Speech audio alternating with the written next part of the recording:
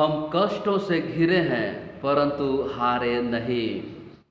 किसी ने कहा है, मैं जब बच्चा था तो मुझे चिंता थी कि मैं कब विद्यालय जाकर पढ़ाई करूंगा। जब मैं विद्यालय जाने लगा तो मुझे चिंता हुई कि मैं कब पढ़ाई समाप्त कर कोई नौकरी करूंगा।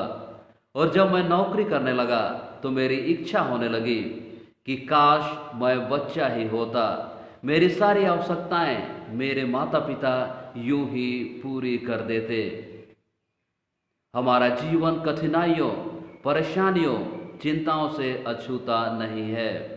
माता पिता की चिंता परिवार की सही देखभाल में, बच्चों की चिंता अपने सुनहरे भविष्य में, किसी बिछुड़े की चिंता मिलने में, किसी के चले जाने का दुख तो किसी चाहने वाले के न आने का गम, आर्थिक तंगी, बेरोजगारी, समाज में तिरस्कृत और न जाने क्या क्या। हम एक पंक्ति में कह सकते हैं, चाहे हम जीवन के किसी भी अवस्था में क्यों न हो, जीवन वाकई कठिन है। विशेष करके आज की परिस्थिति में जब सारी दुनिया कोरोना महामारी से जूझ रही है, जो हमारे जीवन में आर्थिक एवं सामाजिक समस्याओं को उत्पन्न कर दी है। हम निकट होकर भी एक दूसरे से दूर हो गए हैं। हमें अपनों को खोने का दुख है तो हमें अपने भविष्य की चिंता भी है। और ठीक ऐसे ही परिस्थिति में शैतान हम में और ही सक्रिय हो जाता है और हो ना हो हमें यकीन दिलाने की कोशिश करता है कि ईश्वर ने हमें त्याग दिया है, वे हमारे साथ नहीं हैं, उसके पास जाना वक्त की बर्बादी है। परंतु यदि हम गौर करें तो जीवन की कठिनाइयाँ अथवा परेशानियाँ नई नहीं है। जब से मनुष्य की सृष्टि हुई है तब से ही यह उसके साथ चलने लगी। आदम को शायद अकेले होने का दुख था, अतः ईश्वर ने हेवा की सृष्टि की। ईश्वर की आज्ञा तोड़ने के बाद उनकी परेशानियां और ही बढ़ गई। हम बाइबल में जोब के बारे सुनते हैं। उसके पास सब कुछ था, अच्छा भरा पूरा परिवार, धन संपत्ति, समाज में मान सम्मान।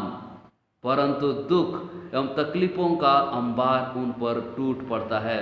एक एक कर वह अपनी संतान, अपना धन संपत्ति खोने लगता है, अपना स्वास्थ्य और यहाँ तक कि अपना मधुर संबंध जो अपनी पत्नी एवं दोस्तों के साथ था उसे भी वह खोने लगता है। इतना कुछ होने के बाद भी जोब ने क्या किया?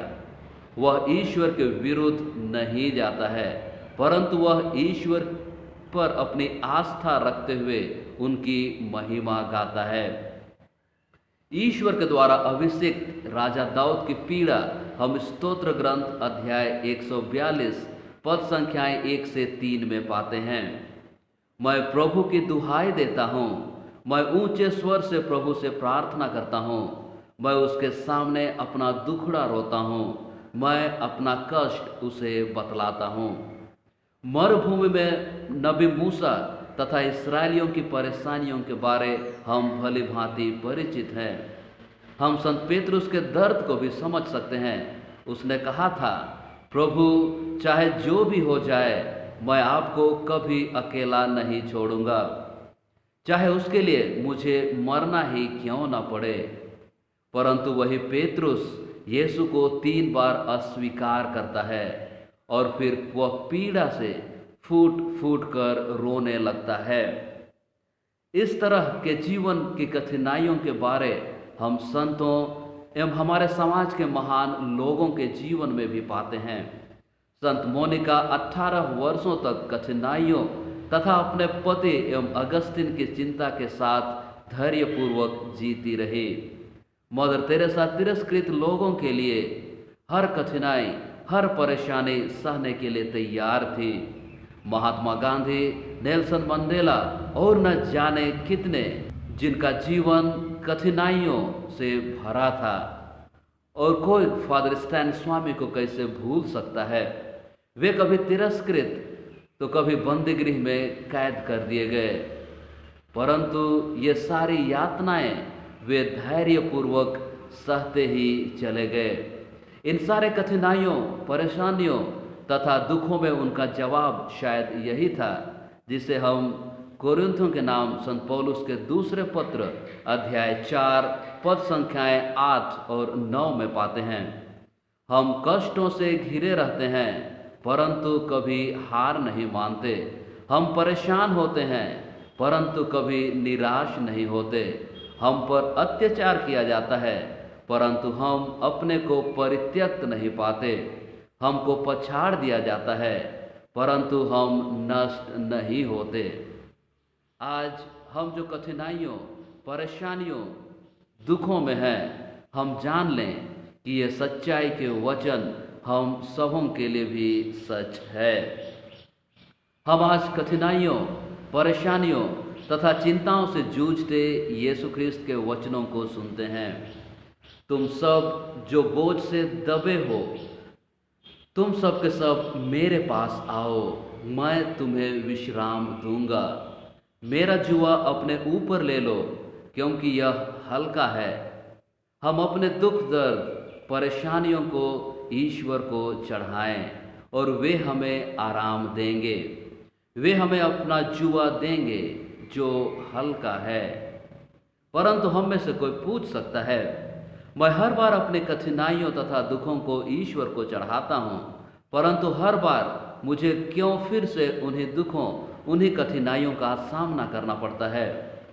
यह सच है कि हमारे दुख, तकलीफों, परेशानियों तथा कठिनाइयों को ईश्वर के हाथों चढ़ाने के बावजूद भी हमारे जीवन में हो न हो वही दुख, वही तकलीफ, वही परेशानियां रहेंगी, परंतु हमें इन्हें सहने की शक्ति मिलेगी।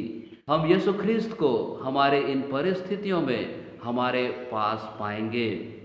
चलिए हम अपनी सारी विकट परिस्थितियों को यीशु को चढ़ाएं, जो हमें प्यार करते हैं, जिन्हें हम प्यार करते हैं, और वे हमें हमारे बोझ धोने में हमारी मदद करेंगे। हम हमारी सारी कठिनाइयों तथा परेशानियों को अपने प्रति, परिवार के प्रति, एक दूसरे के प्रति प्रेम पूर्वक यीशु के साथ धो पाएंगे।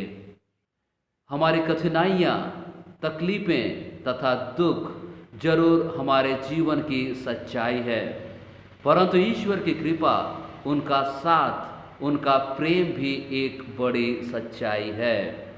हम कोरिन्थियों के नाम संत पौलुस के दूसरे पत्र अध्याय 1 पद संख्या 10 को याद रखें। उसने हमें उस महान संकट से बचाया और वह ऐसा ही करता रहेगा। उस पर हमारी यह आशा आधारित है कि वह भविष्य में भी हमें बचाएगा। आमीन।